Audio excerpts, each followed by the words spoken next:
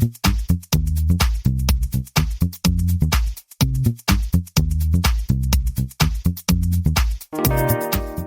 everyone, welcome to the 279th episode of the Internet of Things podcast. This is your host, Stacey Higginbotham, and your co-host, Kevin Toffel.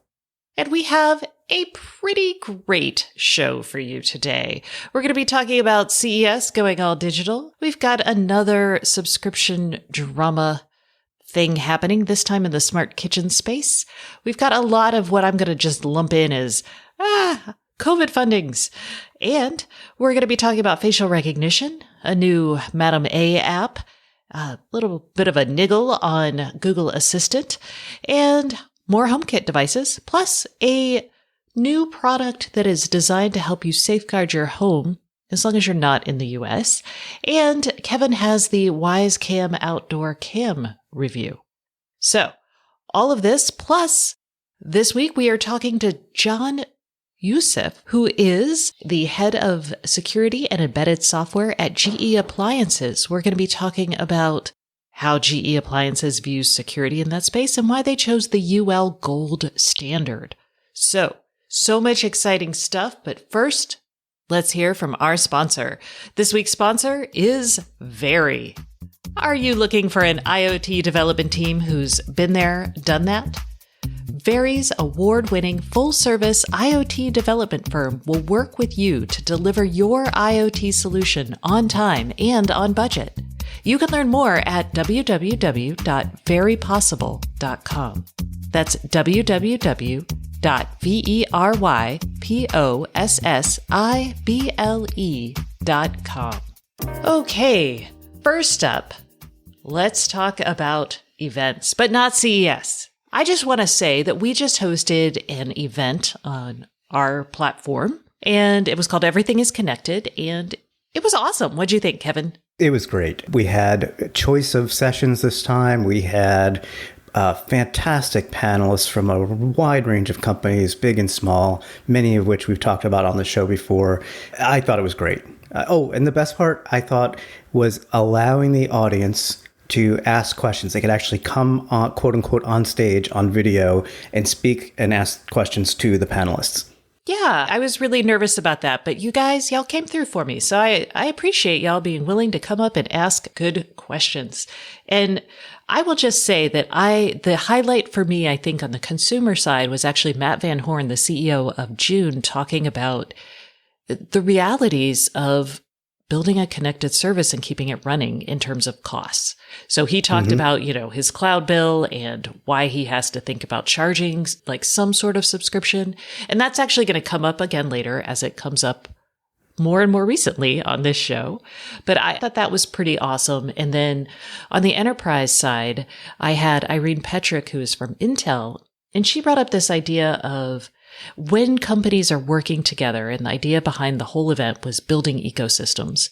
When you're part of an ecosystem, one of the challenges for companies big and small is how to audit who's actually doing what they're supposed to be doing in these kind of more complex systems. I thought that was a really kind of fascinating, one, idea, but two, it's probably a really interesting startup opportunity. And I tried to do my part because I had Matt Van Horn from June and Michelle Turner from Google Smart Home Division in the same group. And I tried to get them talking so that we can get Google Home voice commands for the June oven. So if it happens, that's why. It's Kevin. We can we'll credit our event, not just blame it. Okay, but if you want to actually see the event, you can go to www.staceyoniot.com/connected, and we'll have videos up, and you can watch any of the sessions that you want. I was really excited. I was like, yay, this went well. Yeah, it was great. So let us move on to another digital event. This one? That we're not going to? Is it surprising? No, maybe. CES said this week that they are going to have an all-digital CES in 2021, which... Yay! They had talked about doing a scaled back show a couple months ago. They were like, yeah, we're going to do something. They had put out some temporary plans, what to expect of having an on-site event during this time in Las Vegas, as they always do, saying that, they would encourage social distancing. They would have some temperature checks, and they would have sanitizer available at many stations. And they were suggesting to vendors, not to have these events where, if you've been to CES, or if you haven't, you get packed in like sardines to some of these events. So it's just not conducive to have it during this time. So when they said they were going to have it a few months back, I was skeptical then. Yes, me too. Because just even walking the halls, there's 170,000 people at this event. And if you think that like 2 or 3 years ago, they introduced bag searches, and that really slowed things down. So if you can imagine temperature checks, no. It's the responsible thing to do. And I, in general, think it's overall good for people like you and me that go there on the health side. On the downside, we are not going to get to literally or figuratively rub elbows with people in the industry that we talk to at the show. And it's a huge economic problem for Las Vegas. It's a challenge. Yeah, it's a huge event for them.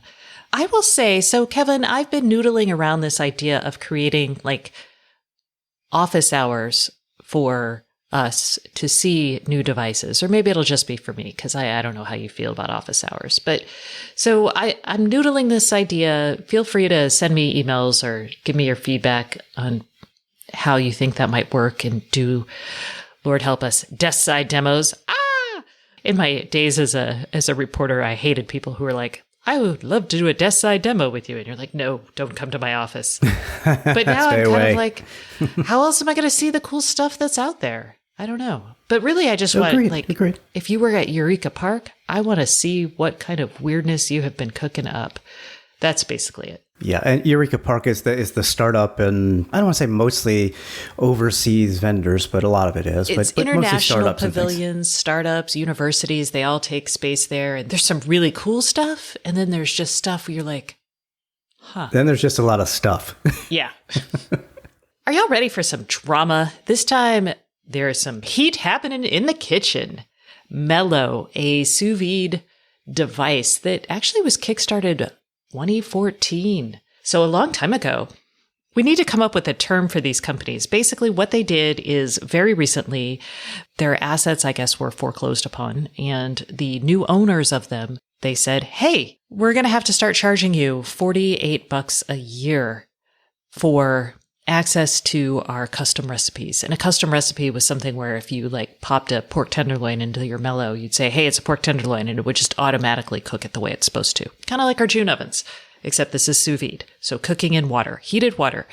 And now what they do is they let you set the temperature and time. So you can still, your sous vide will function, but all those custom recipes, those you actually now have to pay for. And people are upset because 1, they didn't get a lot of notice. 2, they feel like they already bought this piece of hardware and now they've got to pay for the access they used to always have for free. And this is very reminiscent of the Wink drama. And by the way, yesterday was the first day of my new Wink subscription. So that's happening. I actually set it up. So I'll tell you more about that next week. And it's actually happening right now to Wise. They took a slightly different tack. They realized that if they wanted to do image detection in the cloud, it was going to cost more than they could afford. So they said, hey, friends, pay what you want. And so really what's happening is this reckoning. And this is it's about the time for that reckoning to happen, which is when you sell connected hardware, you're on the hook for however long it lives in the customer's home or however long you say it's going to be good for. And other companies like Hue have just basically said, you know what? This device is only going to work for another year, year and a half, and we're only going to support our devices for 3 years following a purchase. So that's one way to handle this. Back in 2014, not a lot of people were thinking about that. So this is the other way to handle it. I feel for the buyers of the company. Anki actually is probably another interesting kind of parallel there. Right, the maker of the Vector robot and the Cosmo robot. But I bought the Vector and it kind of went kaput when Anki shut down, but the IP was sold off and it's been revived. There was a Kickstarter to help revive it. So some additional funds were raised. But I not only got back the original functionality, I've even gotten new features and improvements. It's much faster to respond to voice commands now. So it's almost as if it's continuing as it would have. It just has new owners, and I decided to back it. So yeah, it's a similar situation. Okay, so that's kind of in the pay what you want. It's the, hey, loyal backers, this is what's going on in our lives and our company. Do you want to help us keep this going at this level? I like the approach. It's better than just flat out saying, if you want to keep using this device, you're going to have to start paying X amount of dollars. We actually discussed this at the event earlier this week. And I mean, it was obvious before the event, but even more so after or during the event. Bigger companies with hordes of cash, you're less worried about this happening. I'm not saying it won't happen, but it's, I think, far more prevalent to startups and smaller companies. And I'm not suggesting that June is a startup or small company, but by comparison to a Google and Amazon, et cetera, it is. And Matt's comments about his growing cloud costs. And during the initial COVID situation, June Ovens got a free upgrade to have a bread proofing feature. There was no additional charge, but that still had to go out over the air as an update. That added cloud costs, and that was not passed on to the consumer. But these are the challenges that these device makers have to struggle with, especially when you're on limited funds to begin with. Yeah. And so it sounds like maybe we're seeing the evolution of maybe a couple choices here. One, we'll call it the Philips Hue route. Notify people well in advance that their device is going to be deprecated, basically. And people are going to be upset. But but at least they know. At least they know, and they have a long time. Like Hue gave people like a year, almost a year and a half. So that's one option. Second option is, I guess, pull the pay what you want or do a Kickstarter. So go to your user base and explain what's happening and ask for more and hope it's enough, which feels pretty tenuous, but may work. We'll see. Will it work for the long haul? That's a really good question, right? These people would essentially double down on a device. And when you eventually, because you will eventually have to deprecate it, what happens then? And then 3, I guess, pull a wink or pull a mellow and just be like, hey, we can't afford to keep this operational. So you've got like a week or 2 weeks. Pay up. For me personally, and this is just me, I'm not suggesting everybody think this way, it makes me reconsider what brands I will look at now, because I've seen this happen one too many times, and I'm sure it's going to continue to happen. And again, I'm not saying that it can't happen to an Amazon product or a Google product or anything. However, I have a little more faith in the funding aspect of it that I'm more willing to take the chance as a buyer. Yeah, and I mean, Amazon has killed like the Look camera, the Dash Wand, all kinds of other things that people have purchased. They also have the coffers, though, to say, hey, this is no longer going to work. If you want, you can trade it in for this or something else. So, okay. Yeah. Speaking of hordes of cash, I'm going to call these the COVID fundraisings, because there are a slew of companies that we've talked about in the past, and they even had their people on our show that have raised a lot of money. And I think COVID is one of the reasons, which is going into a downturn. If you can, you shore up your finances by getting as much cash as you can, right? So that's just good overall practices. 2, all of these companies have seen a boost from the pandemic. So the first is Density. We had their CEO, Andrew Farah, on the podcast recently. Density is a people counter. They raised $51 million. And when I talked to him, Andrew, in April, I think it was, he said their revenue for occupancy sensing and people counting because of COVID, their revenue was up like 500% in one of their products, which is crazy. But it makes total sense given that many places of business now limit how many people can be in the place at one time. And short of watching people come in and come out and counting them manually, there's no way to know that. So it makes total sense. True. Withings, which makes health devices, they received $60 million in a Series B round. And Withings is a little interesting because they used to do consumer products, and actually really neat consumer products. They got bought by Nokia. And then the founder of Withings bought Withings back from Nokia. And now they're getting into medical devices. So this funding helps them. Yeah. And interestingly, even though they're kind of turning on a dime here to say we're just going to go with medical grade type devices that we sell to health professionals and hospitals and so on, they still do sell consumer devices. I guess that's just to you've either got the production lines committed or you have inventory, etc. They're good devices. They are. I've tried their blood pressure monitor. I've tried their scale. I had their tracker a while back. And then the third in this trifecta of COVID fundings is Tempo. These guys make an out-home workout tool. It is a $2,000 device that has a camera, it's got a mat, and you do workouts, and it coaches you through it. It's like a Peloton for weightlifting. I guess they also can do HIIT classes and that sort of thing. So this is obviously home gyms, huge thing during the pandemic. It makes sense. People can't go out. These are pricey devices, though, so I'm like, woo! With a subscription as well. Yes, that's key, y'all. That subscription. That's you're paying for the hardware and the ongoing maintenance of a connected product. Oh, it burns. It hurts.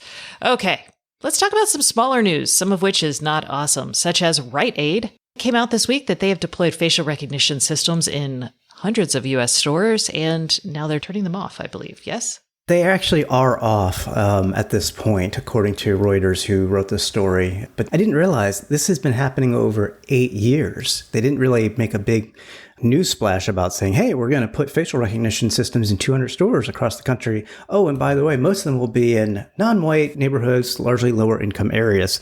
And okay, shoplifting, etc. But this just sits not well with me. Yeah, well, did you also know that Home Depot and Lowe's used facial recognition? I saw that as well, yeah. And that's why this was a really good story to read. It's rather long. Obviously, I'm not going to cover everything in it, but yes, makes me wonder who else is doing it that we don't even know about. Yes, this is why I think you do need transparency around these things because, we do know that the algorithms are biased. We also know that, well, actually right now, masks make it difficult for these things to work. So you could argue that we don't need to think about it now, but this is the perfect time to think about it. We could actually make real rules around facial recognition that makes it equitable, I guess, and maybe not so surveillance scary. I don't know. I don't know if that's possible, but we should try. Yeah. In good news, Amazon is revamping its Madam A app. And thank goodness. I can't tell you, I hate opening my Madam A app. I will not do anything. It takes forever to load. Even when I had those, I once had an Amazon person come out and walk me through a smart home setup just to get that experience. And even that guy was like, holy cow, this is painful. I was like, yes. So I don't have it yet, but I'm excited. It's going to focus more on a personalization. So you're going to have personalized suggestions on what you do based on what you normally do. So it might be your reminders, it might be a book that you're listening to, it might be your smart home devices, and you can also control things that are currently active. So like if you have those Amazon Echo frames, you can adjust the volume on that when you open it because it knows you're using it. There's a lot of things about this that should be great, and I'm going to really hope that it's also faster. They also note that the app will deprioritize the third-party voice apps, the skills. So they're going to shuffle that over to a different tab. And you should be getting it basically sometime this month. And by late August, everyone should have it. So fingers crossed. I can't wait. So folks who rely on Google Assistant probably can't wait for a fix to a bug that was kind of surfaced earlier this month by our friend Dave Zatz and is now getting some attention from Google. If you revoke access to Google Assistant devices, such as an Android TV or other devices on your network, it can actually de-link your Nest devices, which causes issues, obviously, because now they can't speak to each other. So I kind of think this goes back to the whole works with Nest debacle, in my opinion, but I don't know for sure. But Google has admitted that they're aware of a bug that's triggered a security alert that tells users to unlink the Google account. And that's not what should be happening. So if that's happened to you, a fix is in the work. I do not know when that's going to roll out, but if you've gotten some security alerts that your Nest devices or other devices have been delinked or et cetera from your Google Assistant, this is probably why. Man, and you can't put those back either, right? Because if you were using Nest, like if you were still staying on the Works with Nest program, this sort of thing would kill that, right? Yeah, that would be a big problem. So I'd say hopefully you've already migrated, but I know some people are digging their heels in and just wait until they are forced. Don't have to. That is the way. Speaking of Nest, I should also mention that And I think this is actually a good thing from Google. They are replacing some Nest thermostats that have been having errors and are unable to connect to the internet. So if you have one of these older, and this is an older device, and talk about supporting something like long-term, go Google, because these Nest devices have been in the field since like 2012 is when they launched. But if you're getting a W5 error and your Nest does not connect to the internet and you would like it to, you can contact Nest and they'll send you another Nest. Yay! Which, again, deep pockets come in handy. All right, HomeKit news. I don't know, speaking of deep pockets, let's talk about HomeKit. Yeah, so Arlo, if you have Arlo cameras, if you have the Arlo Pro and Pro 2 camera, you got HomeKit functionality last year. The Arlo Ultra also got it last year, but now the Arlo Pro 3 floodlight camera it gets HomeKit support. However, and this is odd to me, it's not getting the HomeKit secure video support. So it's kind of like, why bother? I mean, yeah, it adds value to add HomeKit support for people who use HomeKit, but why not secure video as well? Probably because there's Apple controls that so much. And I don't know if you can do a subscription tied to that without paying something to Apple. So maybe Arlo comes down to the subscription. Well, I mean, as it often does. I was surprised when Logitech created the Apple HomeKit Secure View camera because they have their own camera business and subscription tied to it. But I guess they saw it as an overall widening of the market. I think you're right that it has to do with the subscription because you pay for an Arlo Pro subscription to use some of the cloud storage and other features. So it's not offered through Apple. But I'm kind of surprised that Apple hasn't said, well, you can offer it and we'll give you HomeKit Secure Video, but we get a 30% cut of the subscription. Maybe they did, and Arlo said no. I don't know, but there's got to be a way to make that happen. This is the subscription show all of a sudden. I know. How you pay for your smart home. I did have a poll actually on the event. There were a couple people who had 10 or more subscriptions for their smart home devices, and I kind of wanted to push them into therapy. I'm like, I know you are supporting the ecosystem and good for you, but holy cow, that is a lot. Yeah, I will give up a feature or two if I don't feel it's a key feature, and I have to pay for the subscription. I will go with a non-subscription with less features, a non-subscription device myself, but that's just me. Which is weird because I subscribe to like 3 different streaming video services. I subscribe to Spotify. I subscribe to all kinds of other services. The comparison's a little different to me because you're getting choice of content at that point. Whereas with a subscription for a video camera, you're getting what feels like basic functionality. Yeah, in a sense. Yeah, like June has a subscription for recipes. And I think that is a good way to do it because that feels more like content as opposed to like, here's a subscription to help you preheat your oven. Yeah, which I would be kind of like, no, that's what an oven does. Which ties back into this idea that for a connected product to have value, it really needs to be smart and offer some sort of service that is new and that people will pay for. So I don't know. And even like Peloton or Tempo, those are subscriptions to like classes. Right. I mean, basically, if a connected device can't do more things for free, in a sense, than a non-connected comparable device, call it a toaster or whatever you want, why am I going to buy the connected device? I don't know. I was like, I'm not. I was like, I thought that was a rhetorical question. Spoiler alert, I'm not going to. Exactly. All right. Well, let's move on to security, which is another fun and exciting topic that we talk about often. This is a new product, also coming with a subscription. Haha. This is in the UK. This is a device called the Hedgehog. And I don't know, I think it's kind of adorable. It's okay, there's some buzzwords going to happen here. This is an AI device that is supposed to secure your home. And basically, it looks for behaviors that are weird on your network. It alerts you to them. It reminds me a lot of the Firewalla device that we have talked about.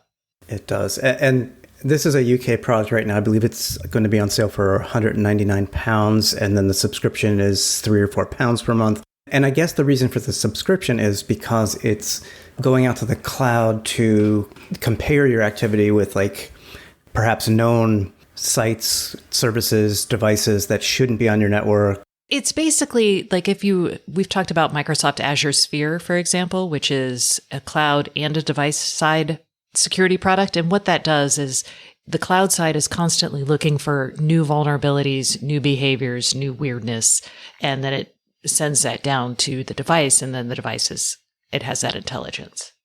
Right. And this is, the back end is Zobi Home Intelligence. I mean, yes, it looks nice. And if it does what it says, I think it could be a benefit. And it does some things locally because if a new device is detected on your network, it will alert you and saying, hey, do you know what this device is? Do you want this on your network? So that, there's some on-device things that happen as well. It looks like the Hedgehog it might be kind of like a proof of concept for Zobi. And my hunch is we'll probably see Zobi try to push their AI for smart home security to other devices. So my hunch is we'll see that available for others over time. And this is kind of similar to Cognitive Systems did it they launched something called the Aura security system. This was for actual physical security. This used RF signals to determine when people were moving around in your house when they weren't supposed to. And they launched a product to showcase their tech, and then eventually ISPs and router makers took the tech and started putting it in their devices. So that's my hunch. This would be a good fit for a router partnership. I mean, because essentially this hangs off your router and is analyzing all the information on your network. So yes. All right. Hey, you reviewed the Wyze outdoor camera. What'd you think? I did. And I kind of feel bad because I think 2 shows ago, I said I was going to tell everybody about it, not realizing that there was an embargo date and I couldn't talk about it on the next show. So if you tuned in last week and didn't hear any comments on this, that's why. What do I think? So in typical Wyze fashion, they've delivered a really solid product for not a lot of money. There's a lot of capabilities here, and most of them already exist on the current Wyze Cam product line, and you are paying a little bit more for this camera. I mean, an indoor Wyze camera is $20 plus shipping. This is $50 plus shipping, although the $50 includes the camera and the required base station. So each additional camera is $40 plus shipping if you'd like to have multiple cameras. The base station can handle up to 4 outdoor cameras, so I think that's a reasonable amount. It's bigger than a Wyze indoor cam, but it looks very much like a Wyze indoor cam. Similar mounting system.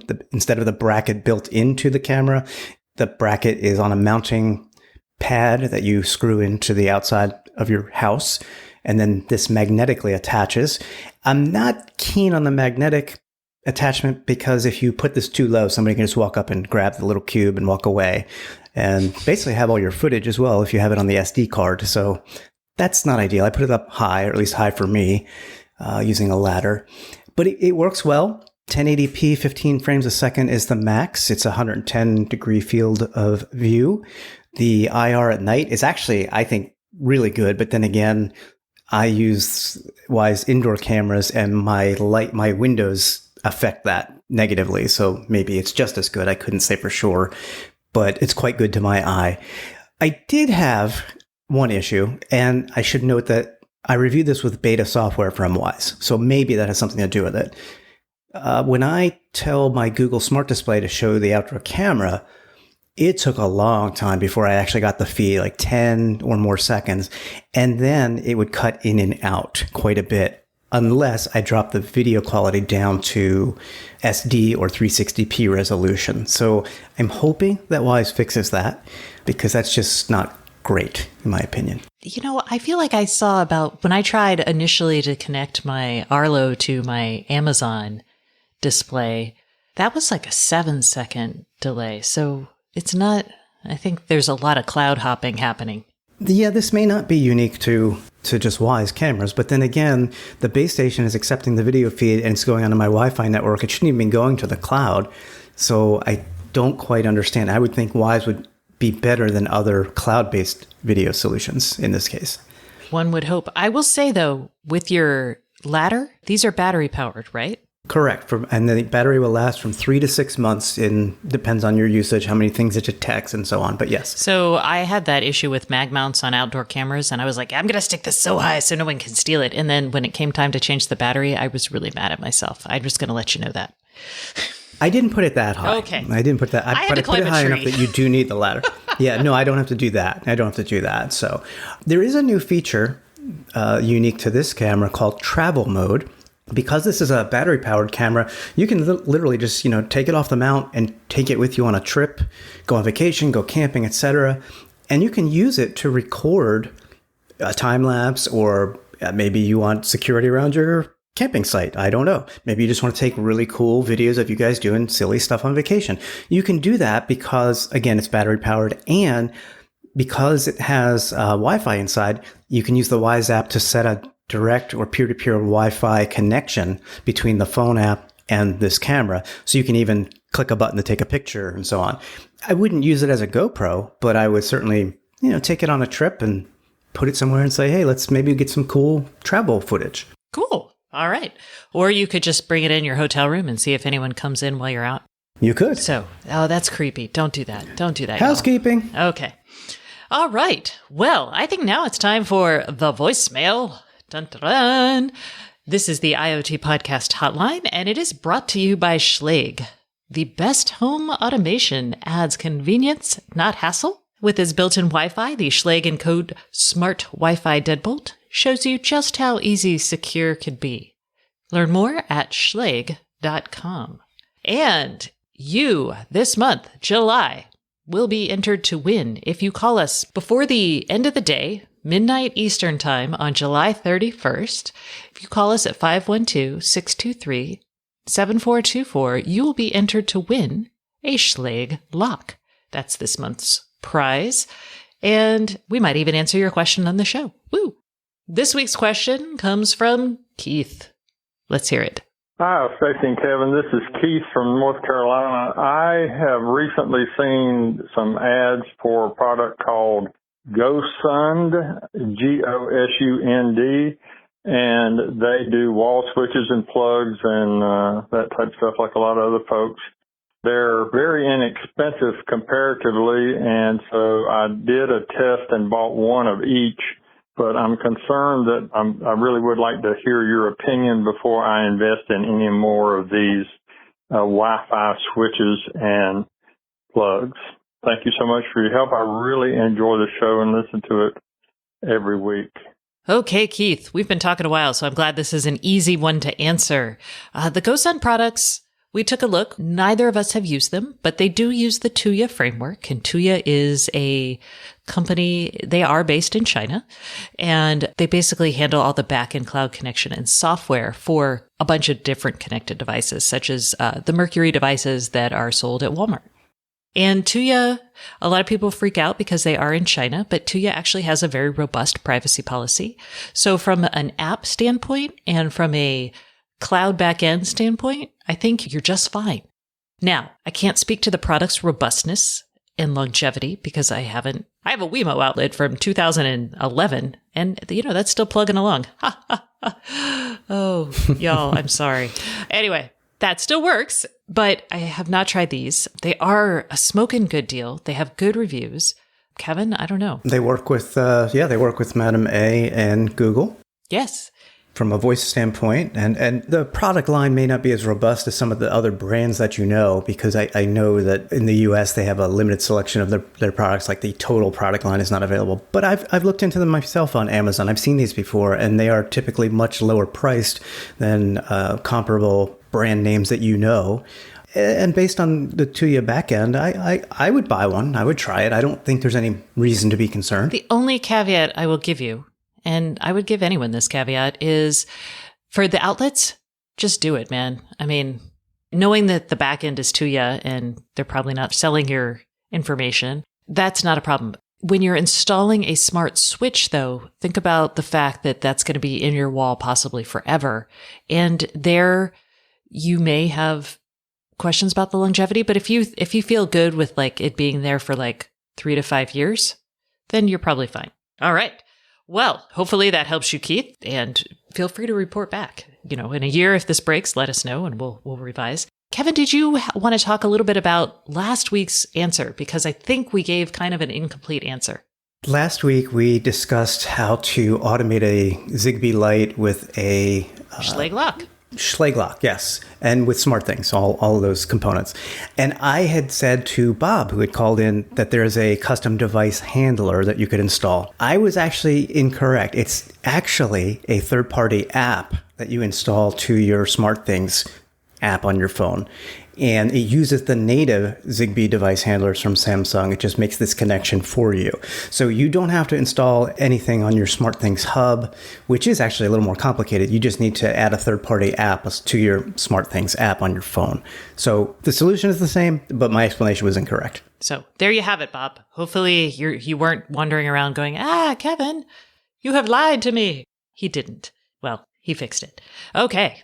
That concludes this portion of the show, but please stay tuned for John Usef, who is from GE Appliances. He's going to be talking about how GE Appliances views security, and you're going to want to stick around for it.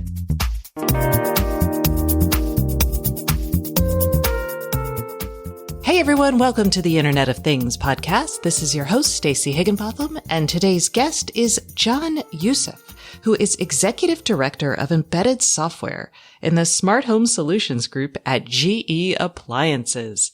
Whew! Hello, John. How are you today? Hi, Stacey. I'm doing well. Thanks for having me. Oh, I am really excited. I think we're going to have a good conversation. So we're actually having this conversation because I had written about GE Appliances being the first company to adopt the new UL security rating for smart home devices.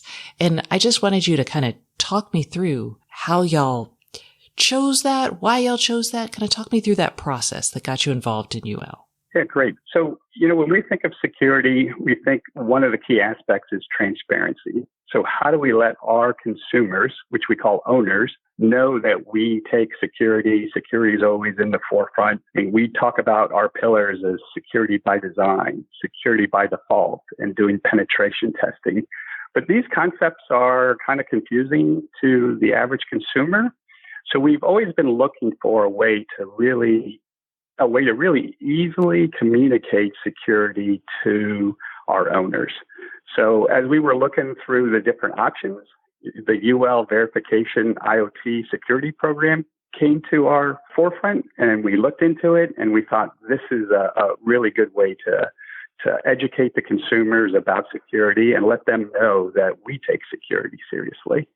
So the first thing we did was we read the white paper by UL, and through that white paper, it kind of said this is the standards that you want to meet, or the different levels that you want to meet, the bronze through diamond. Then we had some communications with UL, and we came out that we felt, and they felt, what was appropriate for appliances was the gold level. We gave UL some of our appliances and devices to test. They did some testing. We talked about our documentation. We had a lot of conversations about what we think this requirement meant and how we met it. And then at the end of the day, we were verified to be gold. Obviously, we have some aspects of the requirements that far exceed gold, but from a whole, we meet the gold standard. Got it. And the gold is kind of in the middle, and it's a good standard. It has lots of things in there. Let's talk about how you decided that appliances fit at that level, because I think understanding the risk profile of a device and also kind of maybe the data it collects, I'm putting words in your mouth. Talk to me about how y'all thought about how secure does this need to be? Because that's a hard problem. Yeah, I agree. It is a hard problem. And we had lots of discussions, but you hit on the key aspect of what we looked at. What is the data that we're collecting, transmitting, storing, and how does that impact the consumer, right? What privacy levels do we need to achieve? What kind of data do we have? Do we store? How do we tell the consumers we're using it? And if we give it to a partner? So those are the things we looked at, and that's how we really honed in on the gold standard. Was there ever a question in your mind that maybe some appliances need more security than other appliances, or kind of this idea that maybe you'd go up or down a level depending on the function, or again, back to that data collection? Yeah, definitely. I mean, in the future, we have a lot of different products that we're developing and will release. Today we have a product called the Kitchen Hub. It has 2 cameras. But both of those cameras, all the data resides on the kitchen hub itself. It never goes to the cloud. And as we start to create different appliances that will send data to the cloud, if there's an opportunity to maybe capture someone's face or, capture something that it really wasn't intended to capture, then those types of appliances will need a different level of verification. So we understand that. Today, what we did was said, this is really our base infrastructure. We want to get that verified. We chose gold, and product by product, we'll have different levels of verification. Again, depending on what data are we collecting. And just to remind people, the kitchen hub, is that the giant screen that goes as part of my downdraft fan? Is that what I'm thinking of? Yes, that's today's version. It's a vent hood, which has a 27-inch Android display. So it has all the full functionality of an Android device. You can download from the Google Store. You can play videos. So it's really our first entry into like social cooking. So one of the cameras you can communicate to, let's say, your mom to get cooking recipes. There's a downward-facing camera that then shows what's cooking on the cooktop. And at CES, we announced that we are now working on the microwave version of that as well. For those of us who do not like to cook on the stove, you're like, I will make some fancy microwave meals. Woo! Okay. Yeah, that's usually the spot for the microwave. So that's what people really wanted to see was, this is where I have my microwave. I love the product. If you make it a microwave, I'll buy it. So that's what we're doing next. Fascinating. All right. So you mentioned actually that the cameras and none of the data goes into the cloud, but in that case, the data it's not going into the cloud, but you're communicating that with another person and sharing that over the internet. It's just not getting stored. And that's the distinction you're kind of making there? Oh, right. And since it's an Android device on the kitchen hub, it's really using the tools and the apps that are available through the Android store. So maybe you're communicating through just an app that you have that allows you to do face-to-face communication, like Duo. That's the app that you're going to use to communicate. Got it. Okay. So the other thing you could do is take a picture of what you're cooking. It gets stored on your device, and you can send that out any method that you want to send out, through Twitter, through an email. Got it. Okay. That makes a lot of sense. And let's talk about I want to call it the longevity part of this, or the evolution of your security, because securing something is not like a one and done thing. And my understanding is the UL certification requires you to come back and get recertified, or what is the process there that makes sure that this starts secure and then remains so? Yeah. So I think there were two things that we really liked about the IoT security rating. One was that it did do a verification, and you had to go yearly to review all the security aspects of your devices again. So in order to maintain that rating, you had to do another review. The other thing is that it had the ability to grow as the kind of IoT vulnerabilities changed. This standard would change as well. So that was something that we really appreciated. It is not a static verification tool. It will be dynamic as the IoT vulnerabilities and threat vectors change.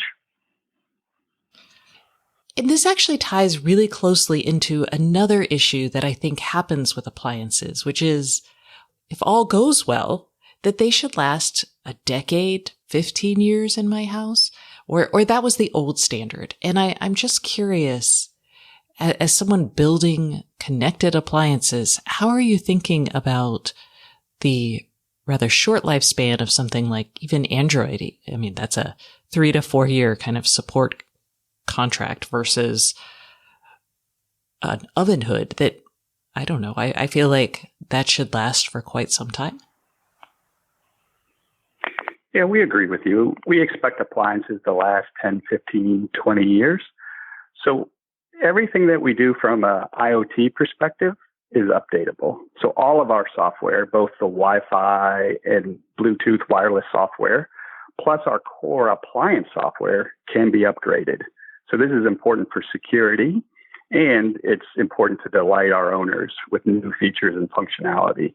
So one thing that we always say, the benefit of connected is you buy an appliance, but it doesn't stop improving there. With being connected to the internet, accepting software upgrades, you can then get added features through the life of your appliance.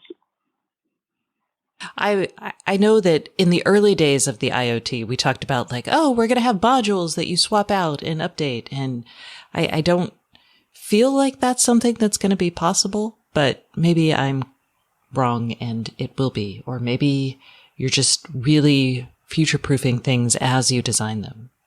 I don't know. Yeah, our philosophy is always to try to future-proof. I think the concept of modules was more about the hardware. So our hardware from a wireless perspective, it technically is a module that you could take out of the unit, plug in a new module to get upgraded Wi-Fi, let's say, for example. But honestly, I don't think that infrastructure needs to change that often. So where we really think the benefit will be and future-proof will be is the ability to update those software modules. I agree. Plus, you'll have all these crazy new features. I get very excited about crazy new features in my, maybe not appliances just yet, but, in my other devices. And this ties into this idea of security. We've talked about it on the device. UL also looks at it in the cloud.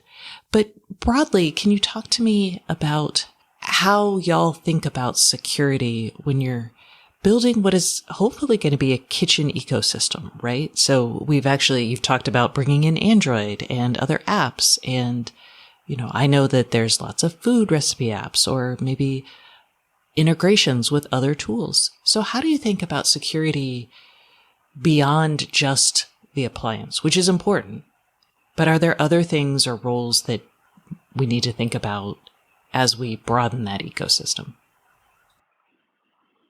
Right. So fundamentally, our concepts are security by design. So as we go through the process of, designing something in-house or working with a partner, right, we have those security aspects throughout the program, throughout the development process. The other thing that we're doing is we say we're an open ecosystem, but only in the sense that, we're willing to work with anyone, but it's closed in the sense that we control who we're partnering with. And the main reason we do that is from a security perspective, right? So before we do a partnership with, someone like Drop from a recipe perspective, we want to make sure that any communication going to their cloud is secure. So when we went to UL, another benefit of the UL system was it wasn't taking individual components. It was taking that whole ecosystem. How does the data get created in the appliance, sent over the air to the cloud, sent back to the app, or sent to a third party? All of that needs to be reviewed, and these verification programs through UL took into consideration the whole ecosystem. And let's talk about the customer reaction. So I remember talking to the CEO of iRobot, and he mentioned that when they did a lot of focus on security and privacy in their box labeling and advertisements, that customers actually didn't buy the product. The speculation was that they were so confused or being reminded about security in a connected device just was like, oh, never mind. So I'm curious what the customer feedback has been and how you're communicating that. I think the benefit of this program, again, is its simplicity. And this is why I think it's going to resonate with the actual consumers, right? So from a customer perspective, as we work with Home Depot and Lowe's and our other customers, they value this. And it's a simpler story for their salespeople to tell. So I don't think it works in the way that you described, where it's going to be a negative. Because of its simplicity, it should be easier for the consumer to understand and thus make it easier for the consumer to make a decision about security along with the features that come with the appliance itself. And that does get into this idea of retailers. What do you think the role of retailers should be in pushing companies to make their products more secure? And how are you seeing that evolve? So it's about education. What we want to do is educate the retailers to say this is a feature of our appliances or a feature of any IoT device is the security protection. We know that consumers value security, they value privacy, but it may just be an issue of how do I know? So this is a tool. We can work with retailers to say, here's a simple way to communicate this to your consumers. So it's incumbent upon us, it's incumbent on people like UL to start to educate people along the chain, as they sell appliances and IoT devices to consumers. So this kind of goes back to the longevity thing, but it also goes to the kind of customer experience. And that is this idea that appliances are something that usually, if someone moves, they convey with the home, right? I might take my fancy oven hood with me, but probably not. How are you thinking about both communicating, because that's an important thing, I think, with a connected product, is communicating with owners when they need to do updates and that sort of thing. How do you think about making that easy when a home or appliance changes hands? As the home changes hands, the appliance inevitably will have a new owner, right? You'll have a new registration, you'll have a new account, right? And then once you have that new account, we'll always give you the opportunity to update your appliance with the newest firmware. So we do two things. One is we give the consumer the option to always update firmware. And we also have something that says if this is an important security fix, we'll update the Wi-Fi software without interrupting anything that you would do from a normal perspective, a normal operating perspective of your appliance. What do you mean update the Wi-Fi software? So we have really kind of a distinction in our appliances. We have a Wi-Fi module. It has software. And then we have the appliance core firmware. It has software as well, right? So a lot of the security aspects are surrounded around just the Wi-Fi module. And we can update the Wi-Fi module with little to no disruption of the operation of the normal appliance. Oh, that's very smart. Yeah. So this would be most of the malware and those types of security threats are going to be targeting the Wi-Fi module aspect as opposed to something like the core functionality. Is that the idea? Yeah, that's kind of our, when you talk about, security by design and, security in depth, defense in depth, those are kind of the layers that we have. So we wanted to separate those two layers. The gateway into that appliance or the gateway to the malware is through that Wi-Fi module. Okay. And you see that in cars too. There's usually I think of it as the core car functionality or brakes and all, and that's on CAN bus. And that is an entirely separate system in most cases from things like the infotainment system that communicates out with the rest of the world. It doesn't mean that they can't have communication between them and get hacked, because they can, but it's an effort. We agree. That's exactly how we have our architecture set up as well. Excellent. Okay. Do you think that going forward, it will be possible for consumers to buy non-connected appliances? We see with televisions, for example, pretty much every TV on the market is a smart TV. So I'm just curious, what is GE's appliances stance? I might be able to buy a dumb washing machine in 5 years. I don't know if you'll want to buy a dumb washing machine in 5 years, but there are certain washing machines that are still electromechanical. So those don't have the capability of having Wi-Fi module connected to an electronic control board. But in general, our philosophy is we can add a lot of value to the current washing machine that you have if you get it connected. But you can still buy the unit and choose not to connect it. That's always an option as well. I did just buy a fridge and it has an option to connect it, but I didn't, which was surprising to me. And you're going to be sad because it was an LG fridge, not a GE fridge. I'm so sorry.